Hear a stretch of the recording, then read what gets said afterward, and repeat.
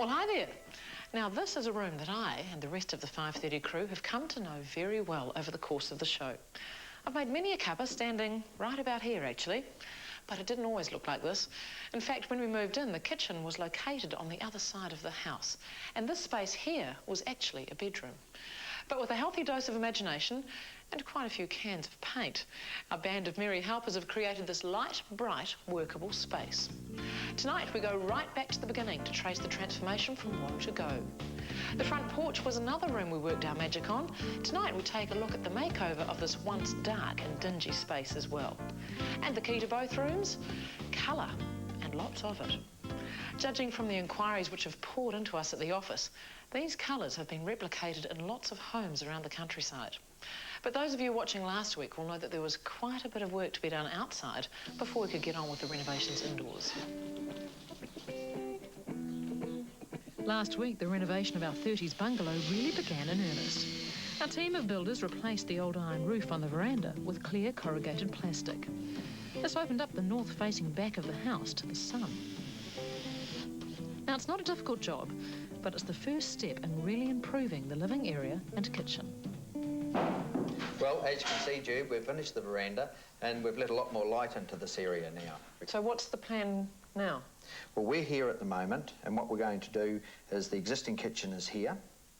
This we're going to turn into a lounge, and we're going to shift the kitchen across into this area here. And that's across in that room over there. It looks tremendously busy. It is busy. What are they doing? We've actually gutted the room, taken the ceiling out, taken a wall out, and now we're rebuilding again.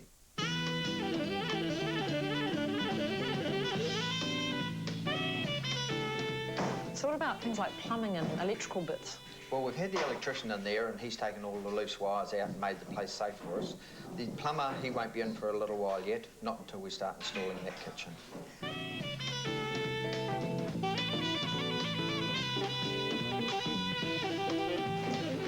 We're leaving this wall in for a wee while, but eventually it's going to go out. So what's the problems when you make two rooms into one like that? Well, with this design of house, the roof is actually supported on this wall here. So when we take this wall out, we have to put some beams up in the ceiling. Ah, so it doesn't all fall down? No, that's right, yes. Good. So what's the challenge in building a kitchen?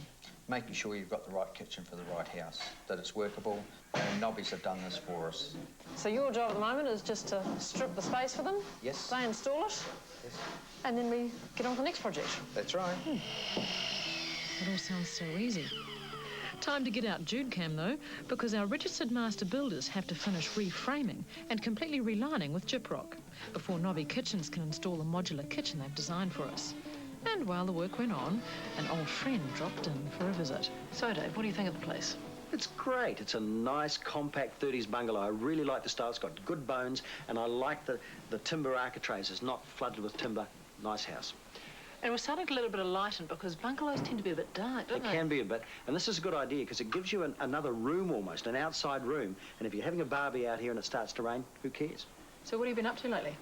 Well, I spent the best part of 96 and 97 writing this book, the Great New Zealand Kitchen Book. Why? Well, we were getting a kitchen done at home, and I found it really daunting. I freaked out about it because there's so much on the market, you don't know where to start, it's a nightmare. And I looked around and there were American kitchen books and there were British kitchen books and Australian ones, but there was nothing for New Zealanders. So I wrote it. Good on you. Well, kitchen's pretty important, though, isn't it? You've got to get it right. Kitchen is really important. Apart from the fact that it's highly visible and very expensive, as you're probably finding out, it's kind of the hub of our domestic comfort zone, if you know what I mean. It's the centre of a constellation of rooms where you cook, eat, relax, entertain. I mean, it's the most important area of your house. And if you think about the fact that all the walls have come down now with open living, and women are probably still the people who do most of the cooking. They don't want to be shoved in the back of the house, we know it, especially as they're out working. They come home, they want to cook, they want to relate to their family, see TV, talk to their friends. They want to be in amongst it. And so it is very, very important. Having recently written the Great New Zealand Kitchen Book, Dave's just the right person to advise on priorities.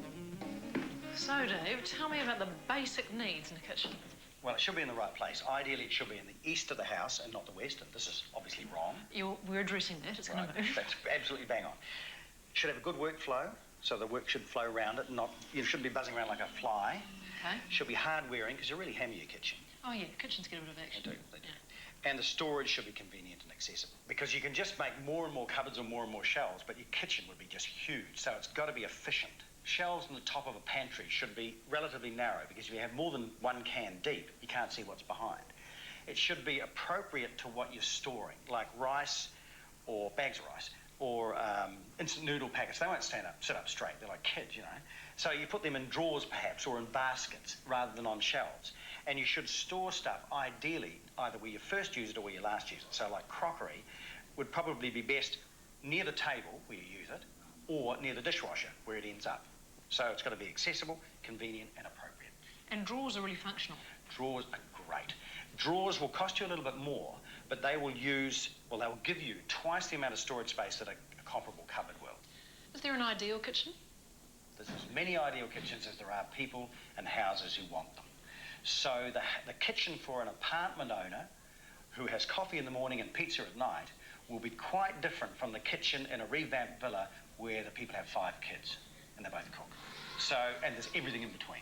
So it's got to suit the house. And there'll be compromises. I mean, a house will never allow you to do exactly the kitchen you want.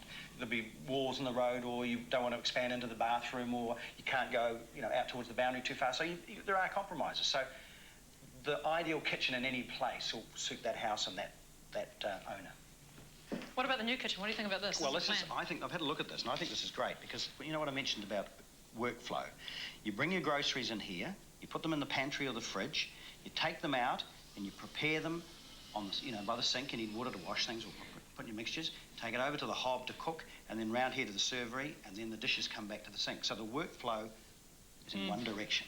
There's a lot to think about when you're doing a kitchen. So kitchen designers have their place, don't they? I actually think they're the most important component.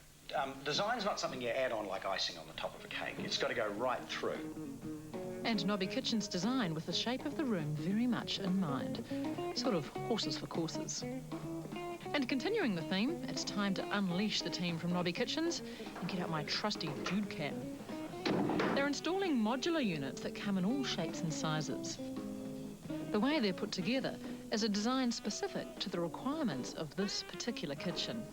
It's a relatively quick and straightforward job because everything is made to measure and then simply screwed together.